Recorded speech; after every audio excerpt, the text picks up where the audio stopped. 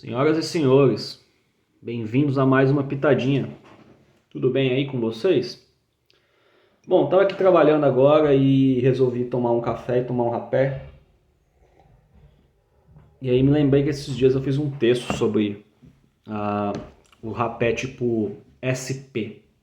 Já ouviu falar disso? SP, igual São Paulo, né? S.P, sempre maiúsculo, é uma sigla. É uma sigla que gera muito mistério, muito debate. Será mesmo? Será mesmo que tem mistério nisso? Bom, de modo geral, eles são os rapés, assim, um dos tipos mais tradicionais dos estilos europeus, tá? Talvez um dos rapés mais antigos do estilo europeu, depois que saiu do Novo Mundo, né? Porque o rapé, a gente tem que falar isso, é óbvio. Se você fala que não, desculpa, você é burro. O rapé é de origem indígena, tá? É de origem indígena. E o europeu começou a customizar, né? Fez uma antropofagia reversa, né? Pouco a gente fala muito sobre a influência europeia na cultura indígena, né? Como moldou ah, os povos das Américas, né? Mas, cara, teve uma influência muito grande de volta também, tá? Dos índios para os europeus. Mudou completamente a culinária europeia, mudou completamente alguns tipos de padrões, de vícios, etc. E, obviamente, depois teve o período colonialista e aí, enfim, outro contexto. Mas vários alimentos foram introduzidos. O milho, por exemplo, né? Dá um exemplo bem burro, assim, polenta, né? Você fala polenta é uma comida italiana, né? Mas é feita de milho. Milho veio das Américas, então assim, você vê que teve várias influências também de volta, tá? E a principal e mais óbvia de todas talvez seja o tabaco. Que o tabaco meio que virou uma febre mundial desde aí do século 17, né? Talvez 16, não sei. Talvez ainda nos anos 1500 e pouco já tinha uma febre do tabaco na Europa. Eu acho que não era tão grande, se eu não me engano, não era tão grande, mas como foi no século 17, mas e do 18 para frente, vocês sabem, né? E do 18 para frente teve a ascensão das grandes indústrias de rapé. Eu já falei algumas vezes aqui, uma delas é a Wilson's of Sherrill. Na verdade, ela chamava Wilson's and Company, né? Sherrill é uma outra história que cabe para outro vídeo. Wilson's and Wilson's Company. Essa fábrica é de 1737. E aí vamos voltar para a história do SP. O que são os SP? São esses rapés, né? Vou mostrar, por exemplo, Princesa, da Império do Brasil, que são feitos com virgínia bem fina. A ideia é fazer uma baixa umidade, para eles não terem mofo e também persistirem por mais tempo. Então, ou seja, um sólido com um pH um pouco mais ácido, mais neutro para ácido, né? Com baixíssima umidade e alguns sais ali dentro, faz com que não esteja ali, não exista um ambiente em que um fungo vai proliferar, por exemplo. Então, é uma forma, seria o análogo a fazer um charque, por exemplo, tá ligado? Eles põem sal na carne para poder conservar a carne e não pegar fungo, porque se não tem água, não tem micro-organismo para poder crescer e comer a carne, então a carne não apodrece. O análogo. Então essa foi uma das estratégias que os europeus acharam para mandar rapé, tabaco moído, entre países, né, nas viagens longas que eles faziam de barco. Né? Esse é o Best SP.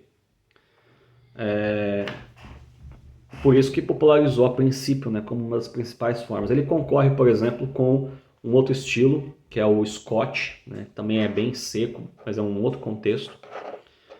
E não se sabe ao certo, né, quando e como começaram a colocar, talvez, em alguns contextos, alguns óleos, aromatizações que lembravam aí bergamota, citros, né? Então, talvez a principal característica deles são baixa umidade, serem amarelos por serem de Virgínia pura, Virgínia amarela pura, né? Textura bem fina, não extremamente fina, tá? Tem rapés que são até mais finos que o SP, mas as verdade são mais finos, né? Eles são talvez na mesma granulometria, mas eles têm uma umidade muito mais baixa. Então a sensação de que são mais finos é maior, entendeu? O exemplo de um deles é o Irish 22, Um exemplo assim que vocês acham aí no Brasil, né? A cachimbaria traz bastante o Irish 22. Ele é talvez a mesma granulometria de moagem, mas ele tem uma umidade muito mais baixa, então ele já é um outro conceito, né? Que é o conceito que eu vou falar em outros vídeos. Tentar falar de forma bem burra aqui, né? Porque nunca está certo o que eu falo, né? Senhor, não vou falar o nome do senhor aí. O Best SP tem essa dúvida. O que é SP? Vamos debater o que é SP. Blá, blá, blá. Aí tem aquele conceito que tava assim, que muita gente defende, que é o nome da empresa que fazia esse translado de tabacos. Por quê? Na Europa tinha uma empresa chamada Sales Pollard. Dois caras, acho que como é que é o nome do cara aqui? Perdi agora, acho que é Jonathan Pollard. Jonathan Sales, não sei o que, Pollard. Perdi aqui, enfim. Aí essa empresa, cara, ela surgiu nessa época aí, né? Na verdade, ela é uma empresa que veio um pouco depois da Wilson Sharrows. Ela é mais pro final do século XVIII. E, cara, ela persistiu até 1891, algo assim, no final do século XIX. Porque ela começou a decair e a Wilson Sharrows foi lá e papou ela. Então, a Wilson Sharrows, cara, ela se tornou talvez a maior empresa britânica de rapé, porque ela papou um monte de empresa menor e empresas grandes como ela. Outra empresa que ela meio que ela aglomerou foi a Freeburg Trier, que eu vou falar em outro vídeo também. Então, enfim, ela foi papando um monte de empresa, e uma delas foi essa aí. Mas aí vem a nossa reflexão. Se ela é uma empresa mais antiga do que a Sales Pollard, de certa forma concorrente, certo? E o rapé mais vendido dessa empresa é o Best SP, por que diabos ela ia colocar Best SP? É igual, sei lá, a Finamore criar um tabaco fumo do Dr. Pipe, sabe? Concorrente da Tabacoa, por exemplo. Fumo do Dr. Pipe. Não, o cara não vai fazer isso. O Dr. Pipe fizer algo assim, tabaco Mr. Cândido Giovanella. Ele não vai fazer isso também, entendeu? Então, qual que é a lógica de um concorrente fazer um rapé, chamar de Best SP? Aí você pode falar, mas o Best SP só surgiu depois que eles aglomeraram a empresa e começaram a fazer a receita deles. Não. É um dos rapés mais antigos da Wilson Sharrows, junto com outros SP famosos, como Tom Buck, tem o SP-101, acho que é. Tem vários SPs, mas assim, eu gosto muito desse. E esse, no site da Wilson Sharrows, eles falam que é um dos mais antigos e mais vendidos da empresa. Um dos maiores sucessos da empresa. Então, por que diabos eles chamariam com o nome do concorrente? Me fala. Então esse é um argumento que a galera usa muito. É Salesforce, é Salesforce. Porque eu te falei para vocês, não acreditem em mim. Não acreditem no fulano, no ciclano. Pesquisa. Você tem um negócio chamado Google na sua casa. Põe as coisas em inglês e pesquisa, tá? Garanto que você vai achar muita coisa na internet. Aprenda por si mesmo, beleza? Fóruns, etc. Então, moral da história, o Salesforce talvez não seja a hipótese mais viável. Muitos falam que é Spanish. Legal, porque faz sentido porque eu falei para vocês que a produção de folha espanhola, né, vinha do Caribe, das colônias espanholas. Eu falei isso em outro vídeo, né? Não tinha tabaco Virgínia, tabaco não sei o que, era folha espanhola. E aí levaram essa semente para a América, né? O John Hoff, o marido da Pocahontas, começou a criar em busca de Virgínia lá e tal. Só que os espanhóis continuaram vendendo muito tabaco para a Europa. E era um tabaco do Caribe, principalmente da parte continental do Caribe, México, etc. E da parte de Nicarágua e tal. E da parte de ilhas, né? Cuba, Porto Rico, República Dominicana, que não existia, né? Toda essa região que era colônia da Espanha, né? E depois que houve a independência, cada uma dessas regiões criaram os tabacos próprios, a folha dominicana, a folha Havana, a folha Nicarágua, por causa, não é o mesmo conceito de criar a folha Virgínia, né? Mas até na época colonial, até o século XVIII, XIX, era Spanish Leaf, folha espanhola.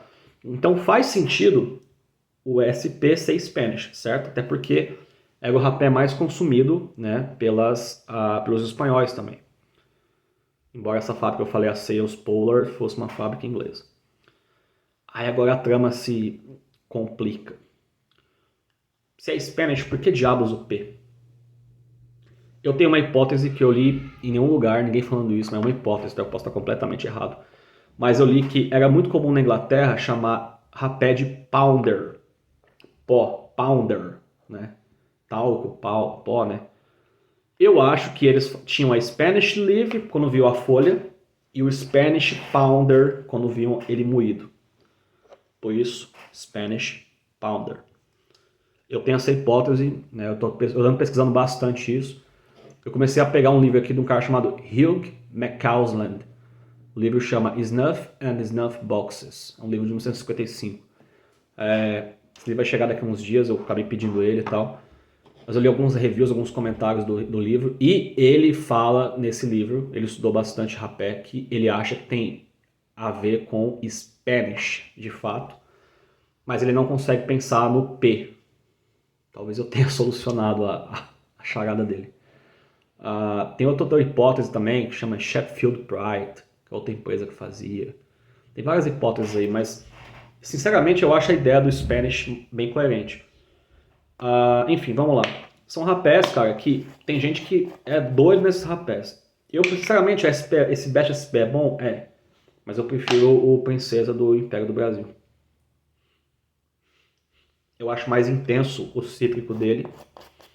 Ele acomoda melhor na narina. E ele persiste o sabor por mais tempo.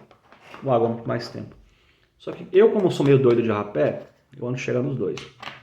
Vou fazer agora. A textura do Bash SP é um pouquinho mais fina, então tomar bastante cuidado para não ir pro fundo da garganta, da narina e fazer você espirrar. Mas o que o Bash SP entrega, que o Princesa não entrega, é você sente o tabaco, assim, uma coisa de Virgínia, tabaco mesmo. Então, assim, ele é como se fosse um rapé muito intenso em tabaco, que você tem ali um gotejamento que vai lembrar cítrico, né? Bergamota, vez ou outra.